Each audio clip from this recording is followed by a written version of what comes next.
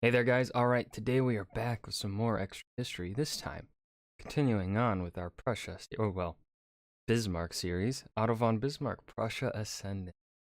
So now I'm guessing we are still not going to be headed towards German unification. I'm guessing the final part is going to be about German unification, which seems like it might be a little bit rushed, because I thought this would maybe be going through the life of Bismarck.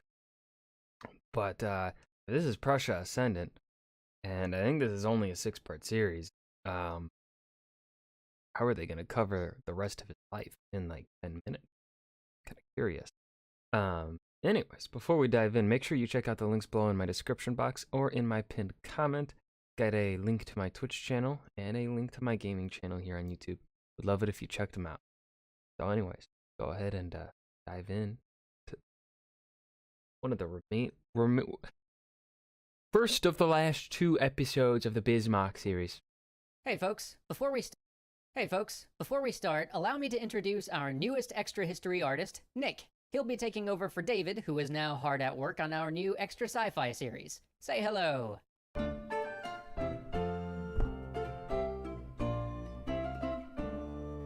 Any increase in power brings an increase in enemies, but to Bismarck, enemies were as useful as friends. With the defeat of Austria and the consolidation of the northern German states into one hegemony ruled by Prussia, Bismarck's eye turned to the next problem: founding Germany. But to do this, he would need to bring all of the southern German states under his control. He knew he couldn't simply annex them by force. He needed a unified Germany, a Germany that felt like a country, not some occupied territory under a foreign rule. And for that, He's always watching, and he always has a plan. Southern German states would have to come to him willingly, of their own volition. But they had always been aligned with Austria, so how could he get them to volunteer to be absorbed into Prussia? He would need an external threat, something that would make these states more afraid of other nations, and see Prussia as the benevolent protector and cultural brother that they could turn to in their time of need. And what better enemy than France?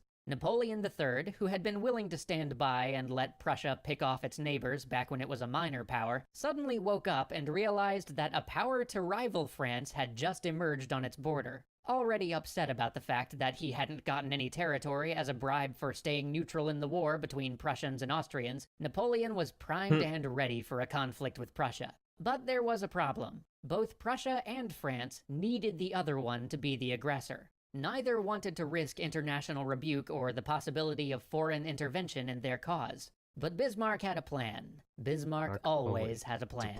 His plan was wait until circumstances presented themselves that allowed him to formulate an advantageous plan. It sounds like the same thing he does every time. So he did. Then, when the Queen of Spain was suddenly kicked out of Spain by revolutionaries, Bismarck knew it was go time. Because when a European monarch vacates their throne, there is always a multinational scramble for succession. In this case, you'd think it would be less complicated because the Spanish kicked out their monarch and were essentially choosing a new one for themselves instead of trying to untangle and war over some Byzantine genealogical tree. No, they instead decided to offer the crown of Spain to a German prince. Bismarck was all for this. Oh, wow. He pushed for... Yeah.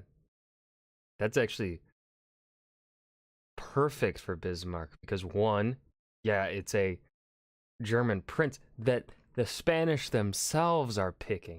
Like, that could not be any more perfect for Bismarck. Prince Leopold to accept the offer, despite the fact that his name didn't even have Wilhelm in it anywhere. He knew full well that Napoleon III would have to rage against this offer. After all, if Spain ever allied with Prussia, which would be far more likely with a Prussian prince on the Spanish throne, France would be surrounded. King Wilhelm was against this, and even Prince Leopold didn't see great prospects in being king of a country that had spent most of the last century in revolt, but Bismarck's diplomacy Leopold, he's a smart man, it seems. Failed, and the offer was accepted. All of these dealings were kept a very close secret, though. If France found out too early, the consequences could be disastrous. What Bismarck needed was for Leopold to be proclaimed king by the legitimate assembly of the people of Spain before Napoleon could make a move. That way, if France declared war over it, the world would see them as the aggressors. Everything went perfectly. On June 19th, 1870, Leopold agreed to accept the throne. 2 days later, he sent a coded telegraph to Madrid saying that he would arrive around the 29th. But then history turned, as it so often does, on a small thing. A cipher clerk made an error in decoding the message and wrote the 9th of July. The Spanish legislature couldn't be held in session that long, and thus was dismissed on June 23rd, which meant that when Leopold arrived in Spain, there was nobody present to make him king.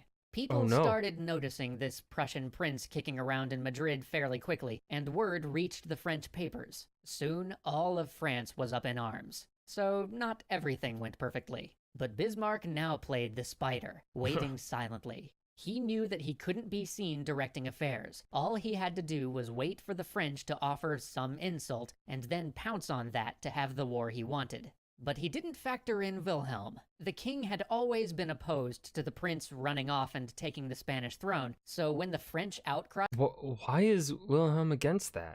flared up, the Prussian monarch put his foot down and told Leopold to withdraw his nomination. This was a huge diplomatic win for France, but like always, Napoleon III pushed it too far. He sent a diplomat to ask Wilhelm to swear that no Hohenzollern would ever sit on the Spanish throne. The king found this mildly insulting, as there was no way he would promise something like that in perpetuity. And besides, he had already pulled Leopold from the throne, and it wasn't likely to come up again. He felt that he had already been perfectly reasonable about this. So he replied that he could promise no such thing, and sent the French ambassador away. Then he had a quick telegram sent to Bismarck relaying the incident and granting him permission. French fellow flubs on foreign affairs following foregone fiasco. Oh, I got that first try. To inform Let's go. the press. But Bismarck always had a way with vague instructions, and with words. He did indeed inform the press, but the message he passed along The French were mean to us. to them was carefully edited. It wasn't false, per se. It wasn't even really a misrepresentation. He just omitted some words. Omitted some words in such a brilliant way that when the German people read it, they would think the French ambassador had insulted their king. And when the French read it, they would think that the Prussian king had insulted their ambassador. That did the trick. The people were up in arms, and the French were ticked. Paris all the more so because, coincidentally, the telegram happened to come out on Bastille Day. And Napoleon III needed a war. His regime was largely unsuccessful, and his foreign entanglements had been a disaster. He thought that if he could crush Prussia and gain territory for France, he would be back on stable footing. Soon, hundreds of thousands of French troops were pouring across the Prussian border.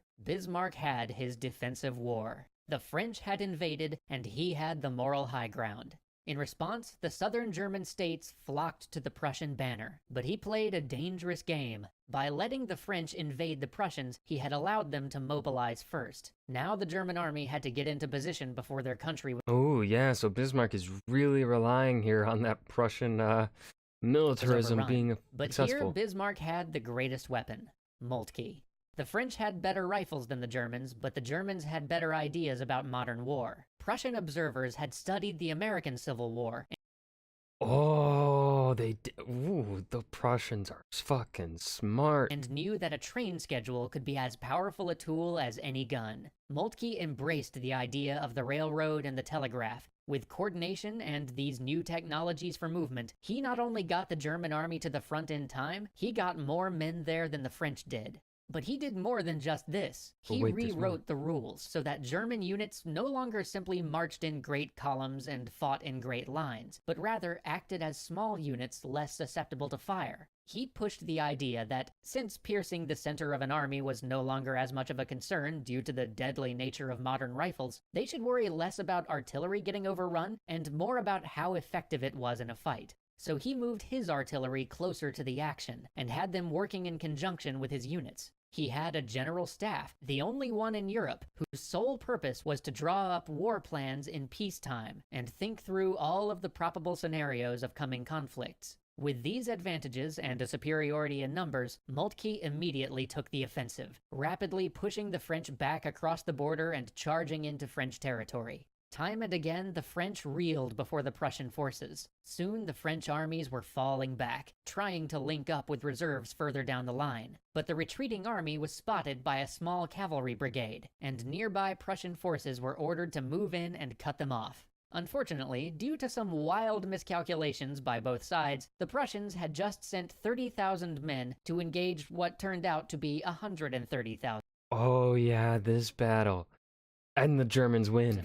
The French were beleaguered and demoralized, but had an overwhelming advantage in men. The Prussians were ready for the fight, but ended up pinned by the French artillery. In desperation, the Prussian commander sent a message to a nearby cavalry commander, saying that the artillery must be cleared. Famously, the cavalry commander said, "It will cost what it will cost," and readied his men. Obscured by the terrain, they burst through the cannon smoke at the last minute, bearing down on the foe, giving them only 1,000 meters to react. The cavalry crashed into the artillery and tore through it, silencing the batteries that had so long hampered the Prussian army. This is arguably the last cavalry charge to significantly change the course of a battle in modern military history. But even 1,000 meters is a long ride when you've got modern guns firing at you. Of the 800 horsemen who set out, only 420 made it back. Blaze it. Nice. And it turns out that Bismarck's son was among this regiment. It was late in the night of August 16, 1870, when a messenger arrived to tell Bismarck his eldest son was dead. No. Quartered only 20 miles away from the battlefield, Bismarck rode like a man possessed to find the body of his son, only to be greeted by his very much alive son laughing and joking in a farmhouse nearby. Wonderful. He had taken a bullet to the leg and would be out of the fighting, but was in no mortal danger. After a few more hard-fought victories, the Prussian forces bottled up the French at Metz and forced the surrender of 140,000 men. The French only had one army left to them, an army battered by an attempt to relieve the forces at Metz. But Moltke had no intention of letting this force get away, and in the days following the surrender at Metz, he maneuvered his forces and encircled this final army.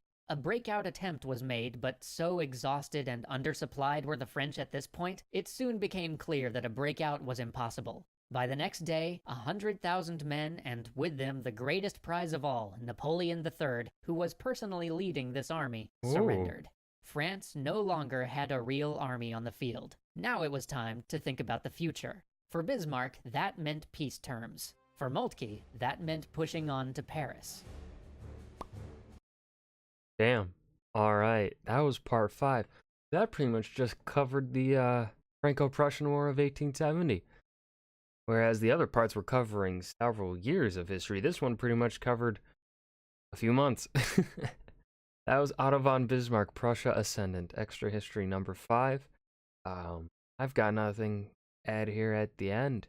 I loved the pacing of this episode because I think they covered the necessary information for this Franco-Prussian War. I don't think they needed to cover really anything else because, of course, this is more centered on what Bismarck was doing, and of course, we kind of got away from Bismarck a bit in this episode and focused more on Moltke. But I think that's okay, because it's talking about the Franco-Prussian War, and in a sense, you cannot talk about Bismarck without talking about this war. So I think this episode was just right.